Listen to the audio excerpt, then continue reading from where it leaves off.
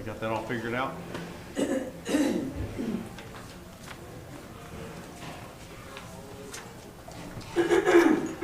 So this is chapter 6, right? I remember Tony telling me chapter 5 last week when I thought it was chapter 4. It's chapter 5. Oh, it's chapter 5.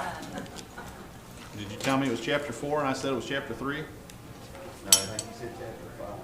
Okay, it's chapter 4. Okay, so today is chapter 5. No, yeah. Chapter 5. I just use this thing because I do have one quote in there from the book today.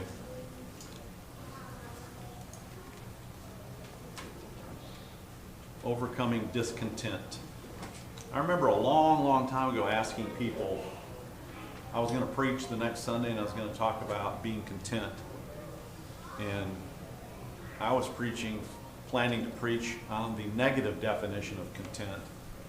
And I just wanted to hear what everybody was saying. So I did kind of a quick survey of whatever. But are you content? All I did was ask them, are you content? And some said yes, some said no. You know, I didn't ask the reasons why. But if you're asked that question, are you content? It could be that you're content with the way things are in your life, and that's a good thing, or it could be a bad thing. So you got to be more specific, because as we look, do I push down on this? Yeah, there we go. So as we look at this, you're going to see a negative connotation of it, and you're going to see a positive connotation of it. So we're going to look first at the negative side of contentment, which goes to the extreme of being actually insensitive. Now, it's worded a little bit differently in the book than what I've got on the outline, but it's the same thing, okay? So some people can be content, and what that means for them is that they're just completely insensitive. They're not concerned about your feelings about anything. It doesn't matter to them what you think about anything. They're just insensitive. So let's take a look at Galatians. I think we should read Galatians 6, verses 1 and 2. Who would like to read verse 1? Okay. Brethren, if a man be overtaken in a fault, ye which are spiritual, restore such a one in the spirit of meekness, considering thyself, lest thou also be tempted. All right, that's both verses, right? No. Oh, that's just one. That's Okay. one. Who's wanting 2? Go ahead, Mary. Bear ye one another's burdens, and so fulfill the law of Christ. Okay. So that's being content in such a way as that we don't have any concern for anybody else but ourselves. That's not really a good thing there. We need to have some compassion for others around us. There is a positive side. We'll get there to it, but we can't be insensitive to others. Romans 12:15. Mamie, are you there? I guess we can just go in order. No? That's all right. You got it, Carolyn? All right, go ahead. Rejoice with those who rejoice, and weep with those who weep. That's a pretty simple statement, isn't it? And we tend to do that. If we go back a few lessons, we were talking about envy. That hinders us from following that verse. And we're going to bring up envy again in this section as well. But rejoice with those who rejoice means that we aren't content until we're happy because they're happy. You know, so we are involved in others. Or we're sad when they're grieving, then we're sad with them. It bothers us that they are bothered, that someone is bothered by maybe a death of a loved one, or maybe someone is sick that we love, and we need some compassion from others. So we can't allow ourselves to be so content that we're insensitive to the needs or feelings of others. All right, another negative side is being self-satisfied. I'm going to say this up front. I meant to say it already, but this particular word, discontent or contentment, this one's a little bit harder to nail down. And so we're not looking necessarily at a sinful word like envy. We obviously know that one's a sinful thing. It's listed in so many lists of sinful things. I mean, it's got a lot of sinful bedfellows. So this one may or may not be in a list. So this is the first one we've had that's like this. It can go either way. So we've got to be careful what we're talking about. Kind of like pride. what are you talking about with the subject of pride? Which I think that's lesson 6. I'm pretty sure that's lesson 6. You know, when I want to turn the page, it doesn't do it, but when I do want it. Okay, so it says overcoming pride and arrogance. I would lean toward overcoming arrogance, because pride is like this. The word pride in our language is like this one. It's hard to nail down, because you can be proud of I'm proud of my kids, you know. I'm proud my son's in the Air Force, and he's supporting the defense of our country and other countries that have needs in various ways. And proud of my daughter. She's pretty spiritually minded with things. She's got her own publishing company now. That's exciting. You know, I'm excited about that. So there's something to be said for having pride in a certain way, but we'll get to that. This one's kind of hard to nail down, just like the word pride is in our language. All right, so self-satisfied is a negative one, and this is described best in Revelation chapter 3. Who's next? Okay, go ahead. Read a verse at a time. We'll go around the room. We'll go up the other side. Okay. Write to the angel of the church in Laodicea, the Amen, the faithful and true witness, the originator of God's creation says.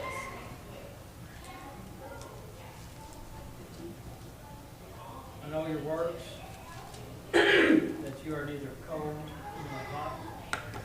I wish that you were cold and hot. So then, because thou art lukewarm and neither cold nor hot, I will spew thee out of my mouth. Because thou sayest, I am rich, and with the good, and have need of nothing, and knowest not that thou art wretched, miserable, and poor, and blind, and Beverly, are you going to read? Okay, you're next. I counsel thee unto thine of thee gold tried in the fire, that thou mayest be rich, white raiment, that thou mayest be clothed, that thou be shaved of thy nakedness, do not hear, and anoint thine eyes with eye salve, that thou mayest see. As many as I love, I rebuke and chasten. Be zealous therefore and repent. Behold, I stand at the door and knock. If any man hear my voice and open the door, I will come in with him and will sup with him, and he with me.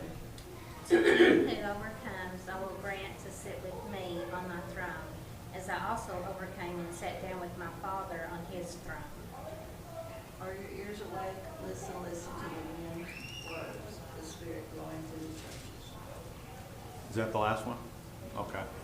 All right. So he talks about Laodicea being lukewarm. I think it's interesting as you look through that description that they talk about being rich, and they were not. They were found wanting. And they thought that they were dressed really nicely, and they were naked.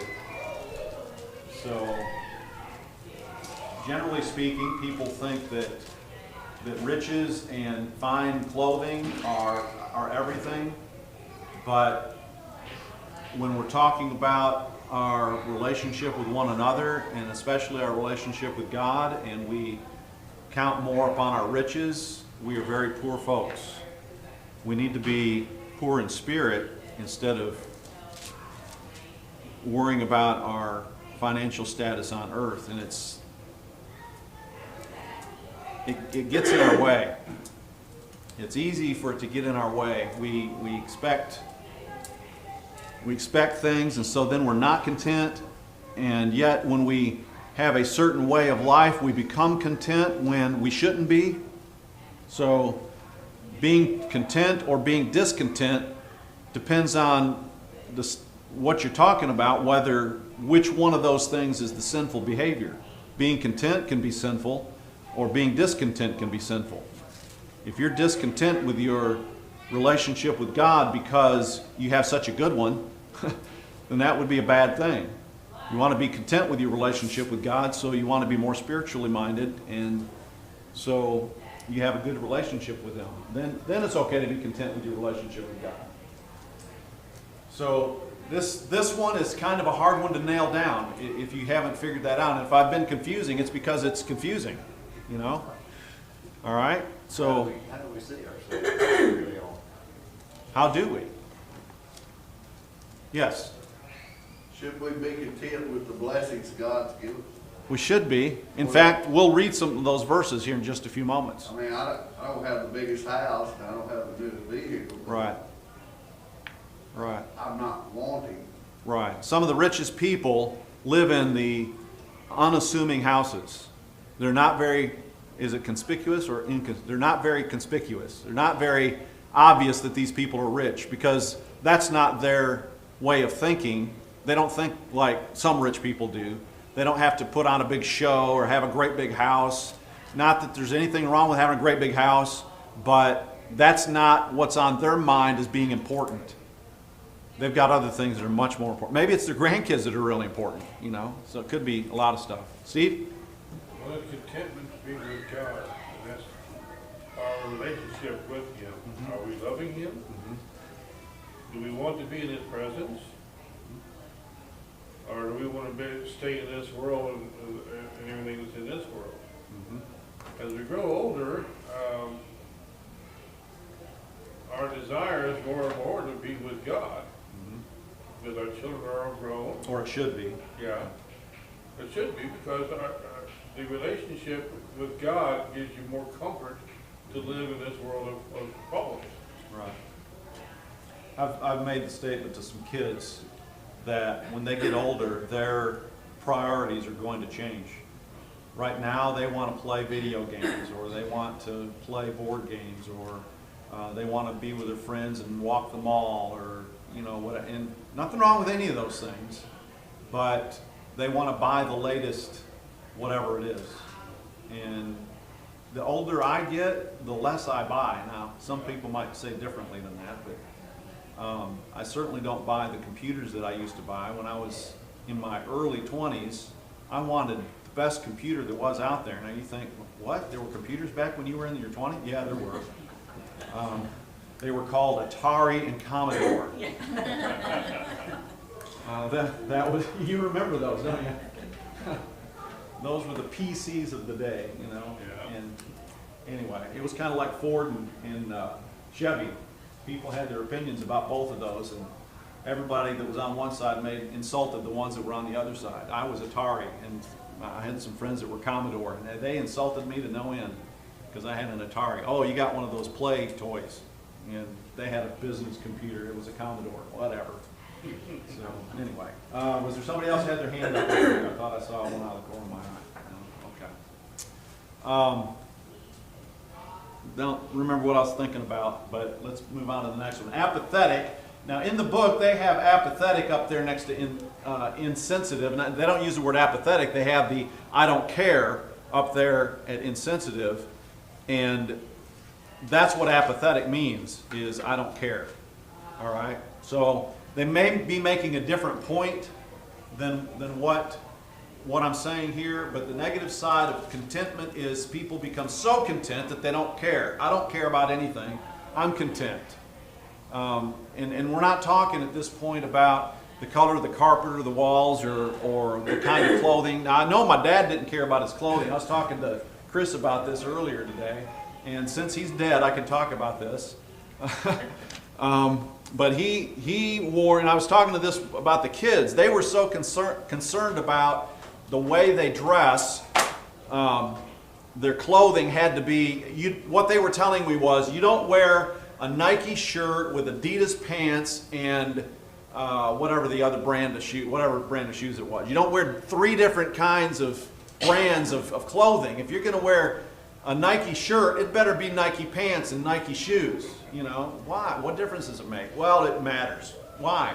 It just matters. Okay, we'll go from there. And I said, you would have hated my dad. And they said, why would we hate your dad? I said, because he wore a plaid shirt, striped pants, and one of those fedoras that had a different pattern altogether on it. You know, that's the kind of thing he wore. He got along just fine. We laughed at him, but that's all right. He didn't care about that. But that's not what we're talking about here.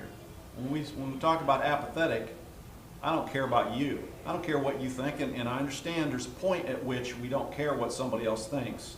If it's about our love for God, we don't care what anybody else thinks. We would like for them to love God too, but if they're not going to help us in our journey, that thought, I don't care about that thought. That's different. That's a good kind of contentment where we don't care. That's a good kind of apathy where we don't care. But when we don't care so much to say, I don't care what you think and you're not going to stop me from doing what I'm doing, or you're not going to stop me from getting what I want, and that's not something that we need or whatever. You know, you see why this is so hard to nail down? Because there's a positive and a negative to both sides of every single one of these issues. This particular verse here, though, is about 1 John 3:17. Let's have, are you got it there, Farrell? Yeah. Or is it Gary? It's Gary. Material possessions, the seeds, a brother or sister in need,